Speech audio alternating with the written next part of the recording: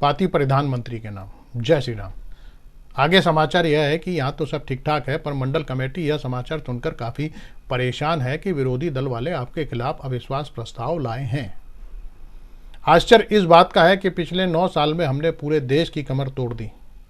1 साल में शिवसेना और एनसीपी जैसी पार्टियां भी तोड़ दी, फिर भी विपक्ष की कमर बरकरार रही, वह भी अपने ईडी वाले मिश्रा जी के होते हुए। आप एक गलती कर गए। कमर तोड़नी थी विपक्ष की, तोड़ दी जनता की। जनता की कमर तो वैसे भी चरमराई हुई थी, अपने आप ही टूट जाती। जनता की कमर सही सलामत रहे या टूटे, इससे कोई फर्क नहीं पड़ता।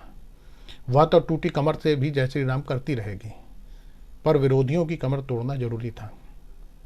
वैसे आप खामोश हैं तो कुछ सोचकर ही खामोश होंगे, वरना आप तो कई सरकारें तोड़ चुके हैं, जनता की एकता तोड़ चुके हैं, तो विरोधी क्या चीज है। मंडल कमेटी को आप पर पूरा भरोसा है कि इस बार अविश्वास प्रस्ताव पर आप कोई ना कोई तिकड़म भिड़ाकर विरोधियों को ही घेर देंगे, जैसे इंडिया पर घेर रखा है। भरोसा मिश्रा जी पर भी है, जिन्हें 15 सितंबर तक का एक्सटेंशन मिल गया है। प्रभु, पिछले दिनों मंडल कमेटी की आपातकालीन बैठक बुलाई गई, जिसमें इंडिया पर चर्चा होनी थी।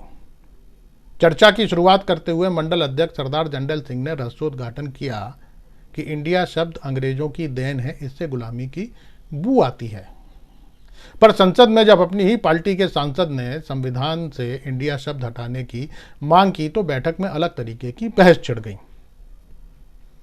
पार्टी के मुंहफट कार्यकर्ता राधेलाल पंडित जी बोलने लगे, हम जो खुद को हिंदू बोलते हैं, गुलामी की बी तो उससे भी आती है, क्योंकि यह भी फारसी का शब्द है। इसका अर्थ चोर, काफिर और गुलाम होता है। प्रधान नत्था सिंह ने उनकी बात को आगे बढ़ाते हुए कहा, बताओ, हिंदी भाषा में अपने लिए कोई खालिश हिंदी का शब्द नहीं है, जो है वह फारसी है।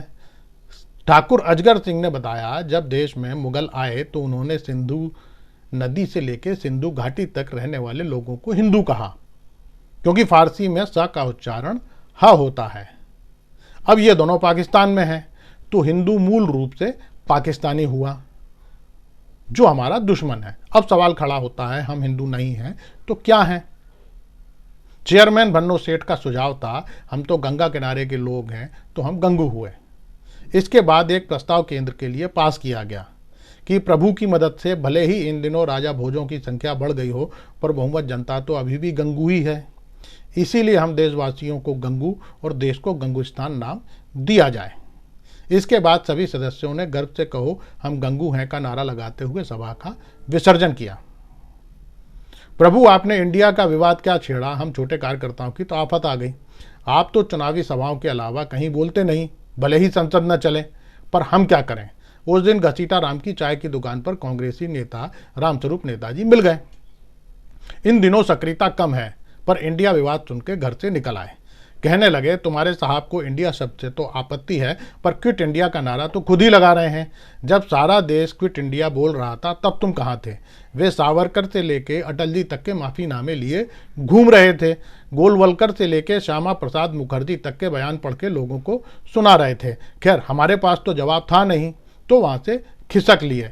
अब ये क्विट इंडिया का नारा लगाने की क्या जरूरत थी? प्रभु, आपने देश को दुनिया की तीसरी अर्थव्यवस्था बनाने का दावा करके मंडल कमेटी के सामने परेशानी खड़ी कर दी। कल्लू कसाई एक बार फिर से लट्ठू सेठ से भिड़ गया। वो चाहता है सट्टे का फल उसे दे दिया जाए, जिससे गांव की तीसरी अर्थव्यवस्था वो बन जाए। उसका सुझाव है, इसके एवज में बाजार वसूली का काम लच्छू सेठ को दे दिया जाए, पट्टों का जुगाड़ वो कर देगा। पर लच्छू सेठ इसके लिए राजी नहीं हुए। सरदार जंडैल सिंह ने काफी समझाने की कोशिश की, पर वो मानने को तैयार नहीं था। फिर उन्होंने उदाहरण देकर समझाया, 15 लाख खाते में आए क्या? वो बोला नहीं। उन्होंने पूछा क्यों नहीं आए, तो कल्लू के पास इसका जवाब नहीं था। तब सरदार जंडैल सिंह ने समझाया, वो इसलिए नहीं आए क्योंकि वह चुनावी जुमला था। यह भी चुनावी जुमला है। शेष कुशल, आपका भक्त सेवक राम। नमस्कार।